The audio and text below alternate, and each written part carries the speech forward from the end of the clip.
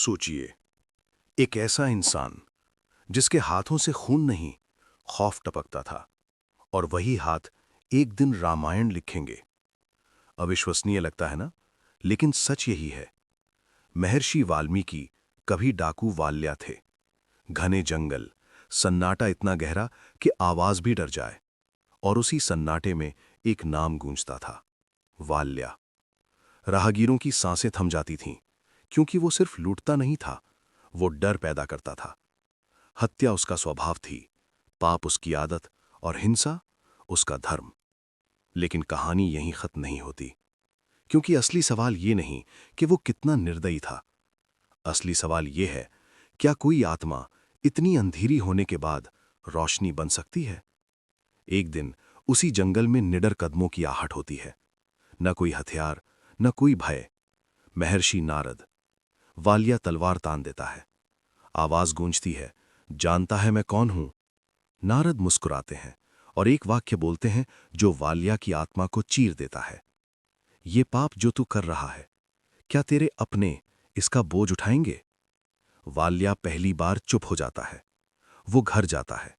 मां, पत्नी, बच्चे, सबसे वही सवाल, और जवाब मिलता है, अपने कर्म खुद भुगतने पड़ते हैं। उसी पल वालिया का संसार अंदर से टूट जाता है।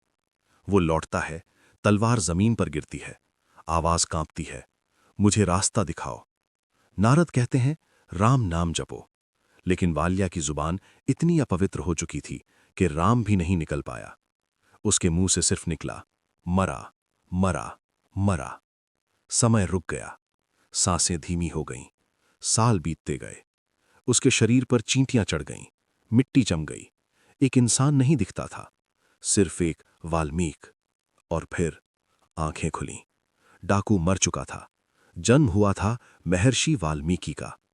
वही वाल्मीकि जिनके शब्दों ने भगवान श्री राम को अमर कर दिया। वही रामायण जिसने पूरी मानवता को धर्म, करुणा और सत्य सिखाया। तो अगली बार जब कोई कहे मैं बदल नहीं सकता, तो उसे याद दिलाना, वाल्या का भी वाल्मीकि हुआ था। क्योंकि जब आत्मा जागती है तो सिर्फ इंसान नहीं बदलता, इतिहास लिखा जाता है। याद रखना, भगवान किसी को चुनते नहीं, वे उसे गढ़ते हैं। अगर आपको ये पौराणिक कथा पसंद आई हो तो कृपया इस वीडियो को लाइक करें, शेयर करें और कमेंट में जय श्री राम लिखना न भूलें। ऐसी ही और कहानियों के लिए चैनल को सब्सक्राइब करें। धन्यवाद।